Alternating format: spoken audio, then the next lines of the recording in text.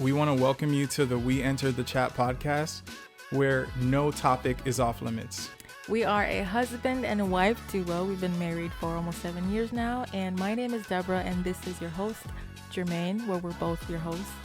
The whole vision for this thing is to create an environment to where the conversations that are always avoided, things that you always see and notice from every area of life when it comes to friends, when it comes to relationships, marriages, anything, and pretty much talking about what everyone is thinking about, but no one has created the platform to actually talk about it. Yeah. So this is what we do. And to be honest, we were going to name this the Ugly Podcast because the whole truth is that we want to talk about everything ugly, but the name was already taken. Yeah. So we decided to just enter the chat. Yeah.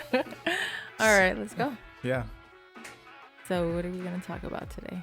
So today, the thing that's on my heart is actually the topic that I know you usually prefer to stay away from. Great. And it's going to have to do with religion, church, and, you know, how those things come into play when it comes to our, like, personalities and things that you notice. And I wanted to just start off on this point, and then we go from there. Okay, just for the record, it makes me look like a heathen when you say that I choose to stay away from the conversation. No, but it's not even like that. Or sound like a heathen. The reason why I married you, I could have married a super extra holier-than-thou person, but it's like I didn't want that because I want someone who I can trust to be real. I don't want someone to just over-spiritualize anything, because if God even wanted the world to just be purely spiritual, he would have never made our physical bodies. Same thing, like if he only wanted things to be spiritual and physical, he wouldn't have gave you a mind to think. Right. So, and the power of choice. Exactly. Free will. He wants some of that differences. He wants some of those differences. And those things, like, it ends up glorifying God anyways, you know, once you use them the right way. So, the main topic right now. Are you sure you want to open this door? No, I don't even know what you're going to say. I know. It's super simple. But, yeah, the main thing that's on my heart is just super Christianity. Oh, God. Oh, my God. Don't do it. Super Christianity. And this is episode 1, and you just want to, like, punch them in the throat. Well, I mean, the whole point is that I don't want to waste time or anything like that. Jesus. So the thing is that I can speak about this because even though I'm not like a preacher or anything like that, but I've been a musician in church my whole life. It's just a part of, like, I don't only play in church, so, like, not too holy. But the thing is that I get to see lots of leadership. I get to see lots of things in the background. I get to interact with lots of people. I genuinely have a love for people that I'm sure that God gave me because, believe it or not, I find myself as an introvert. So at some level, even though I do communicate a lot more than most introverts, I do watch and see a lot. I notice a lot, even though I can be smiling in your face, you know? But I wanted to talk about the fact that why it's better to just be yourself anyways, even if it's putting your flaws on display and a lot of people talking about you who are usually dealing with the same issues. They're just pointing at you because you're in public and you're not behind closed doors. Exactly. And yeah, just the reality of things like that. And on the part that really matters most, with your relationship with God, why it's just better to just be yourself. Because if there's something that you want him to fix, or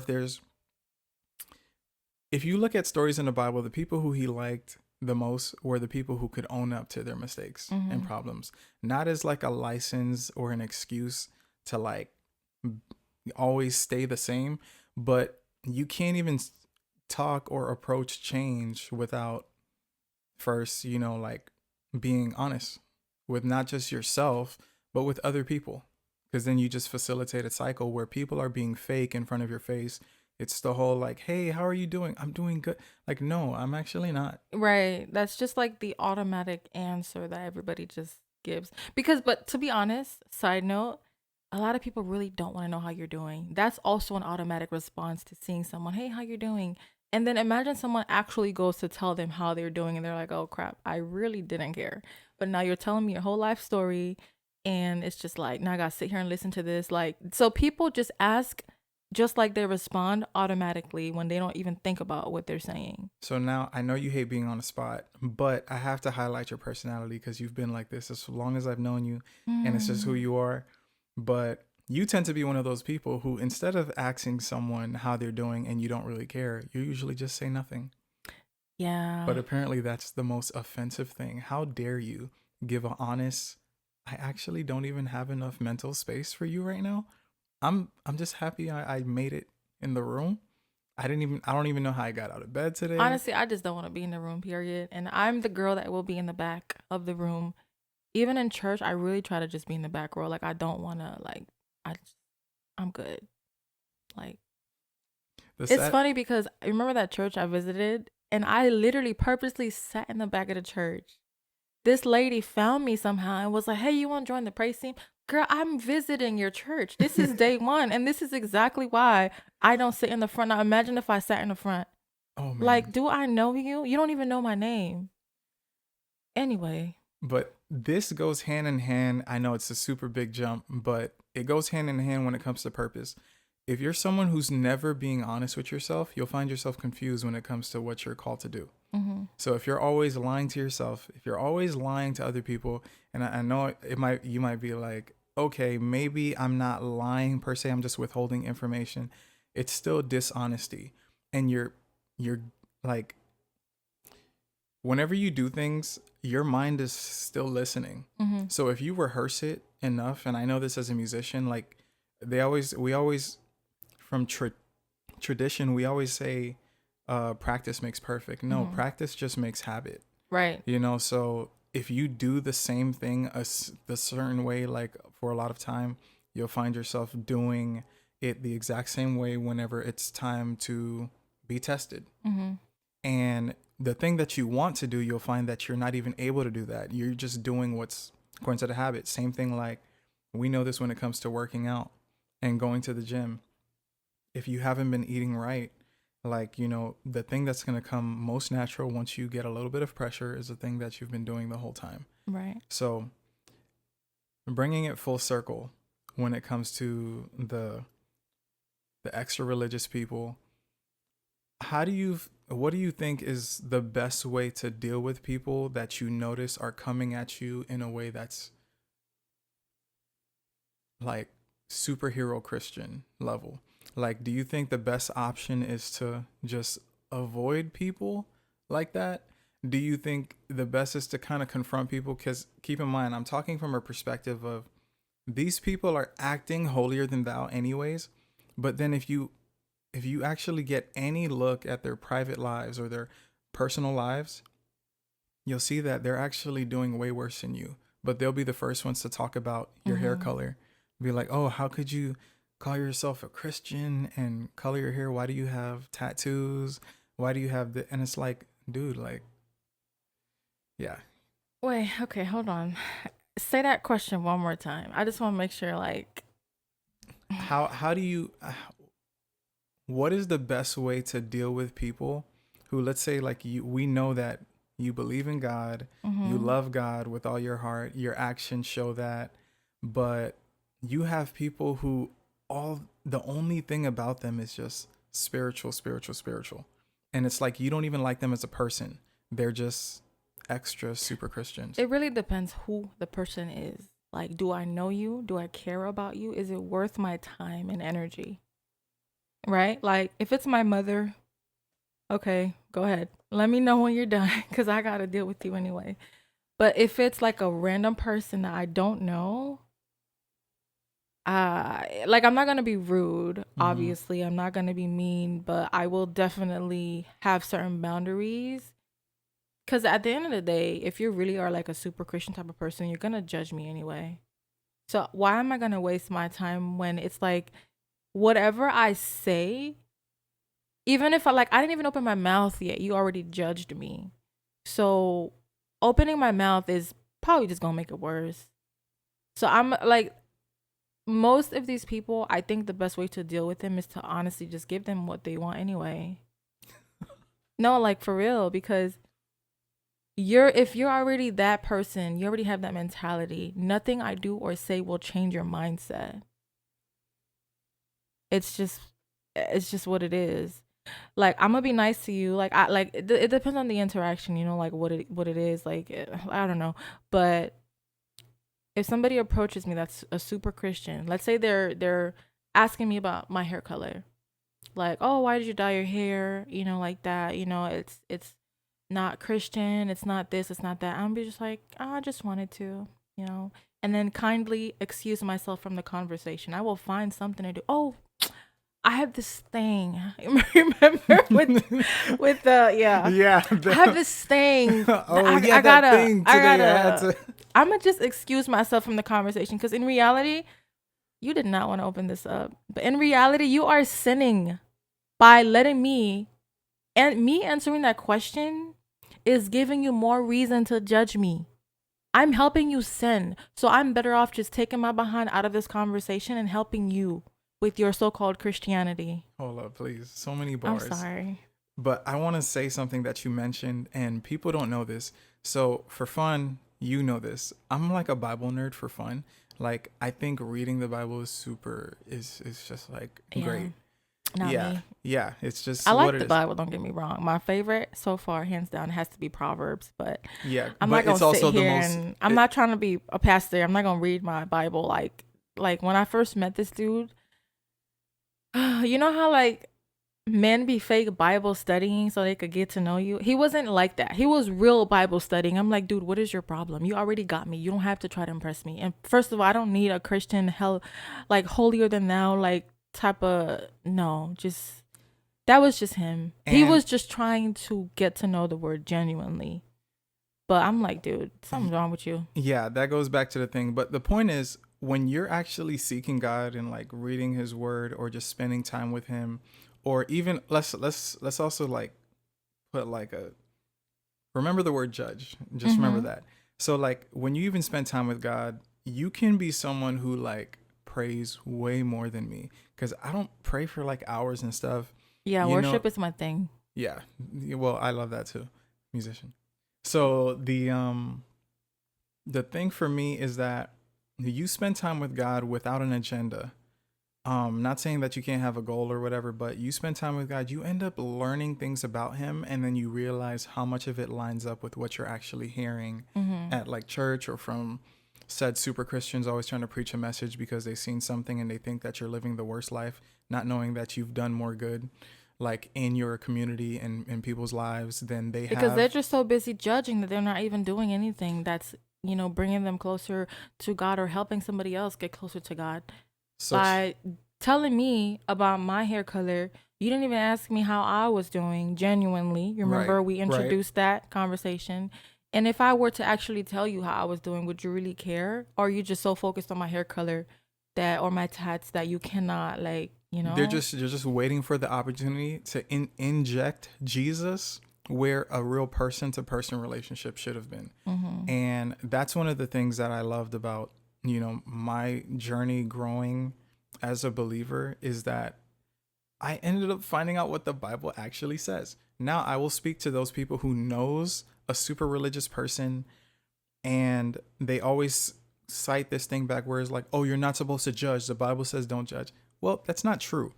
The Bible just says make sure you judge people at the standard that you want to be judged. Because that's exactly how they're going to judge you. It's the same thing. It's the whole thing. Same thing when it comes to forgiveness. Like if you don't want to forgive someone, fine, but just don't expect your prayers to be answered. Yeah.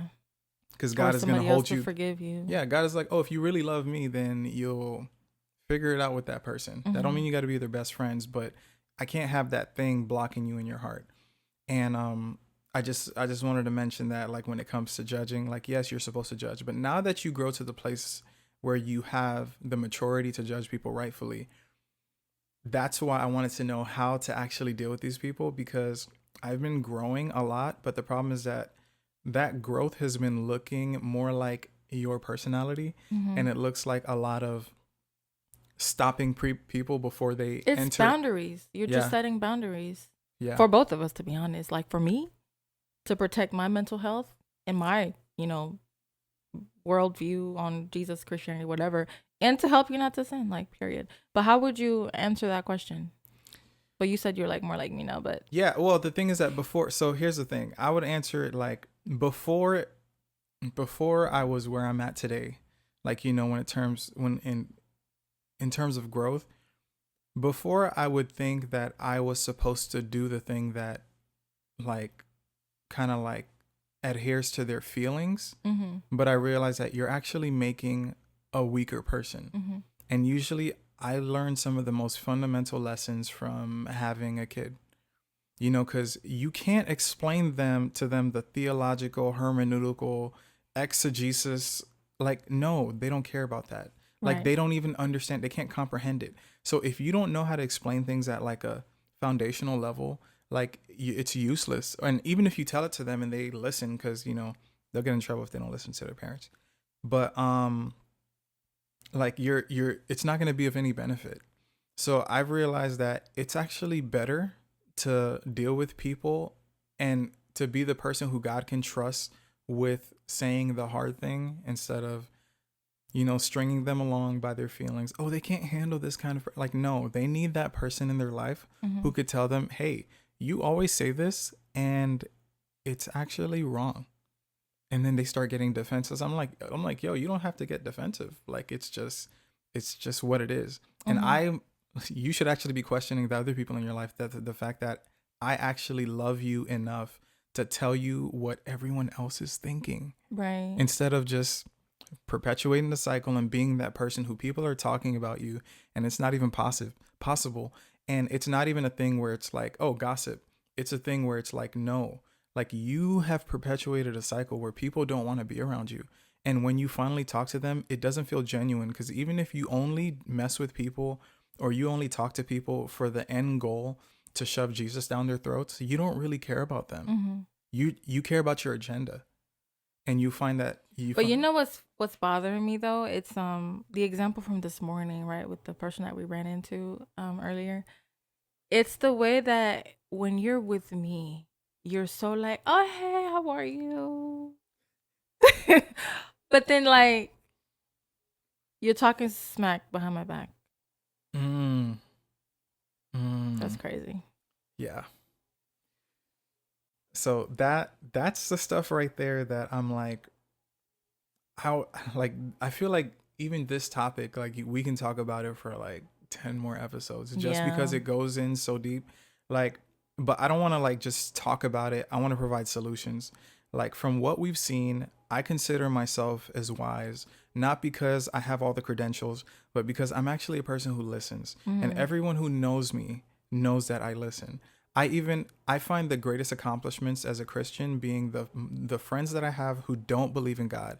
They clearly don't believe in God. I have friends who are atheists. I have friends who are agnostics. That just means they don't know whether they believe or not. They just kind of follow wherever the evidence leads, but they haven't made like a step of like, oh, there is God or there isn't.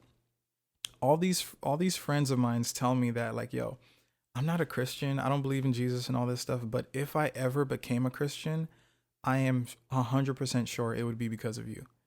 And that is the part that you want to get to where like you're one of those people who people don't feel red flags around you. Mm-hmm. Their spidey senses don't start tingling of like, I just don't like this person. Yeah, like you don't want to be the reason why somebody does not want to like visit a church.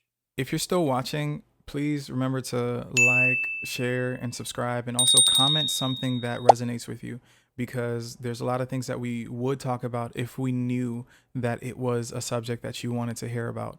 We're not going to change who we are just because you put your opinion there, but we can better focus on the needs that the people who are listening might have in the moment. But definitely, if you are still listening, obviously you like what you're seeing so far. So definitely subscribe, like, so you can definitely be here for our next episode. All right, we're All about to right, go back in and dive deeper. Let's go. let's get it. It's like if this is how you are, I don't want to be a part of this. Right. That's like this. Excuse me. That's like the stuff or the people that you're around. I'm good. Yeah. I'm good.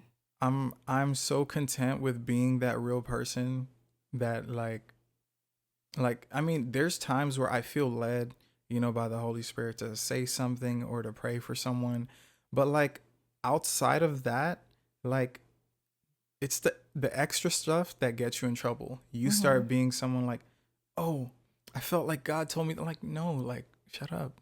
Like like For real.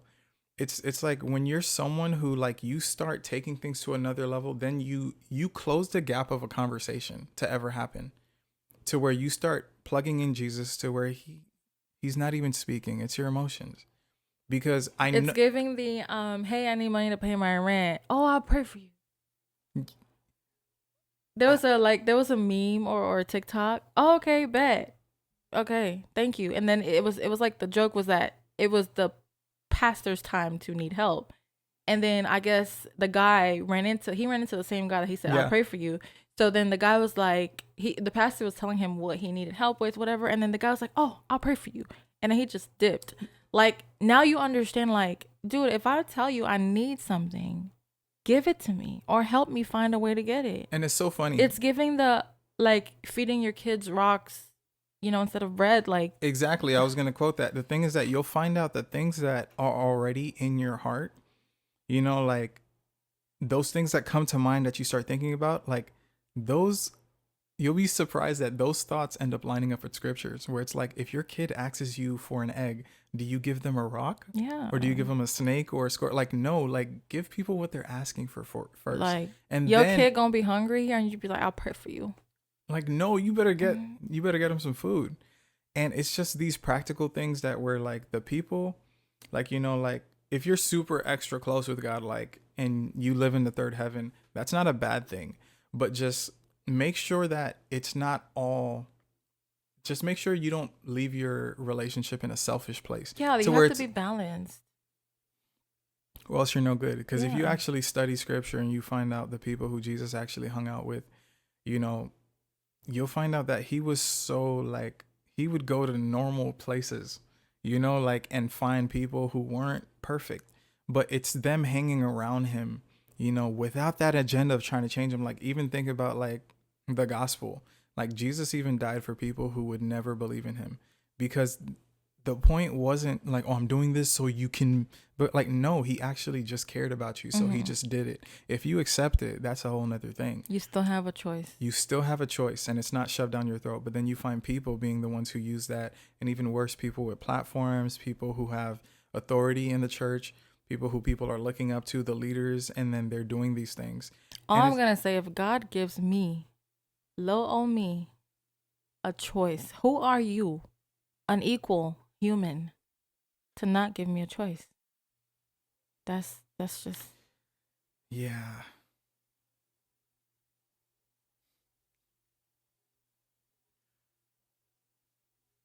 I get so many memories and things. Like, once again, remember I started out telling you guys that my qualification, I'm a great listener, and I'm also a musician. I get to be in a lot of rooms, different types of people, so many different types of people.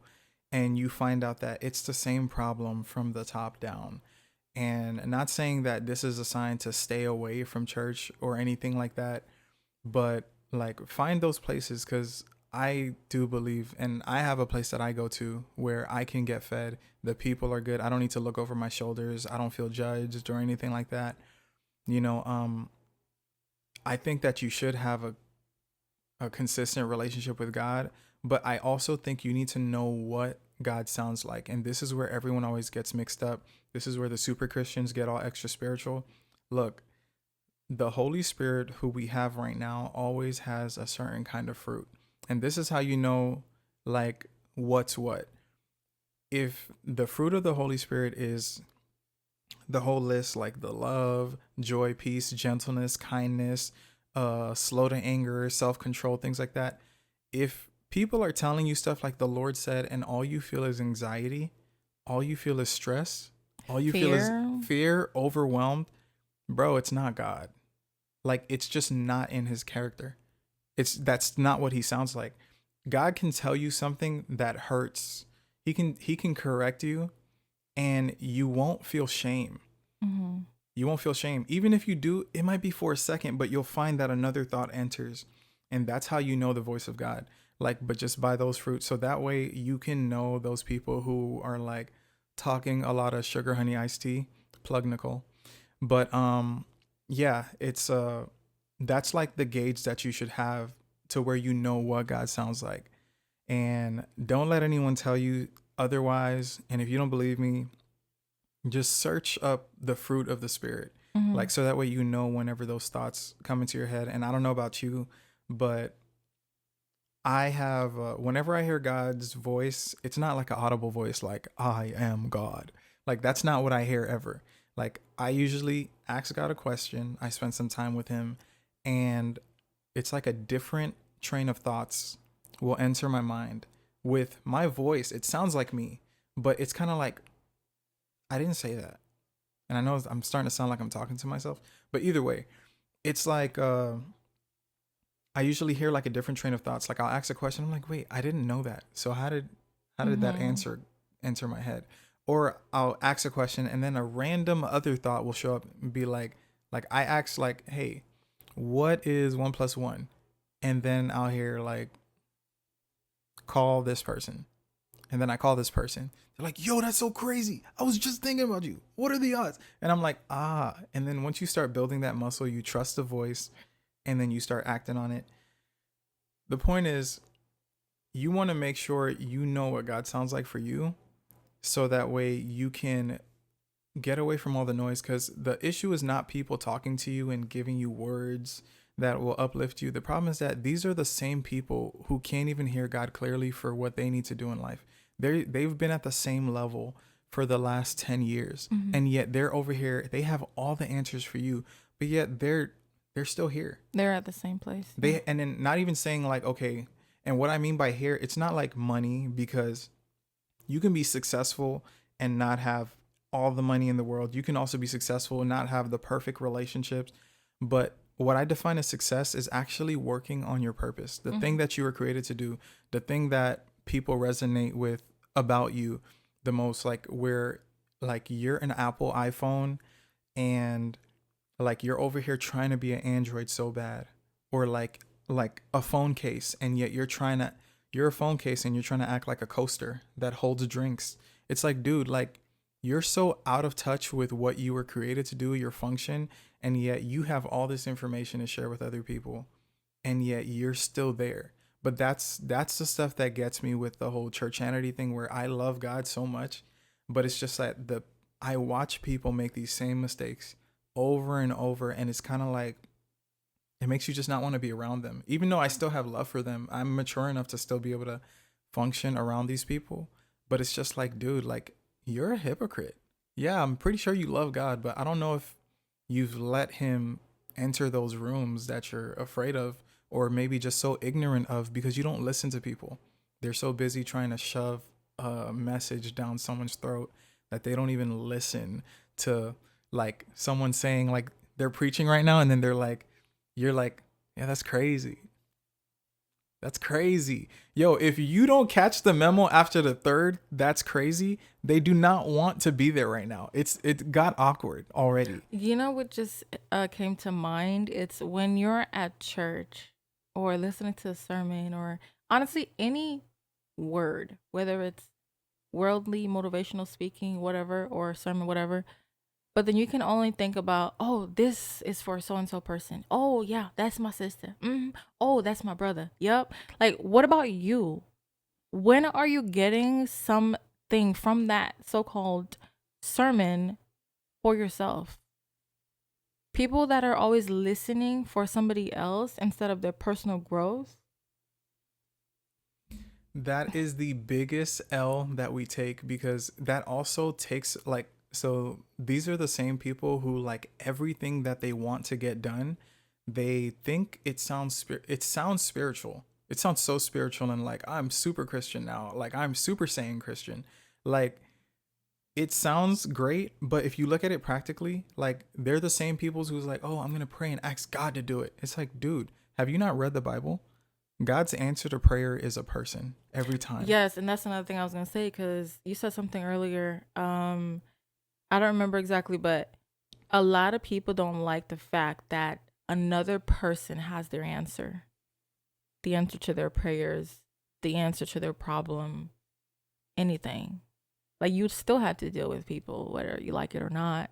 And what's even worse is when the person is beneath you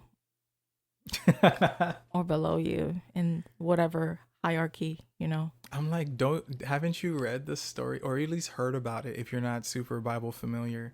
You know, like what is it? The story of David. You know, like he was apparently the younger brother who Mm-hmm. was like not even classified as one of the warriors. He was disqualified.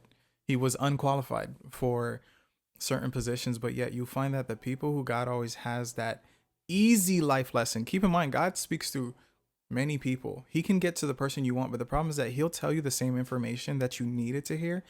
That the thing is that you could have got it for free if you would have humbled yourself and opened your perspective to listen to that person who you think has nothing to offer you, versus you getting to a point in life where you're like, man, God, I'm really seeking. So you pay $10,000 to go see this person to tell you the same thing that the person who lives with you has been telling you the whole time. Yeah. But it's because you don't respect them in that way, and you literally believe that God can't speak through them for you. And that's the thing. When you start making things so big, you make problems so big that you forget that you know God's fingerprint in something by the little things. Mm-hmm. That's how it's the little breadcrumb trail that you can't manufacture that. Everyone can be someone who fakes a miracle. Anyone can be someone who lies about a big thing. Oh, God did. No. Only God knows this thing that I always cared about as a kid. And only I pay attention to this little small detail. I am so detail oriented enough to know that when this little thing is out of place, that's how like God knows how to get my attention, because you can't fake that. You have to truly know me from the inside. Things that I don't even say out loud. That's how you know the difference. So, yeah. I have another question. I don't know if you have anything else to say. No, that's it for now. Okay, I have a question that I just want to get on the record. Well, not I want to get. I just want to ask you, but it will be on record. So you know this is something that you know the answer to. You just want to hear it out loud. I don't know. Maybe your mind changed. Like, I don't know. I know my answer. Okay. So with the whole topic of super Christians and people being humans and all that, as of today, okay, because this answer can change over the years. As of today, would you consider yourself a Christian?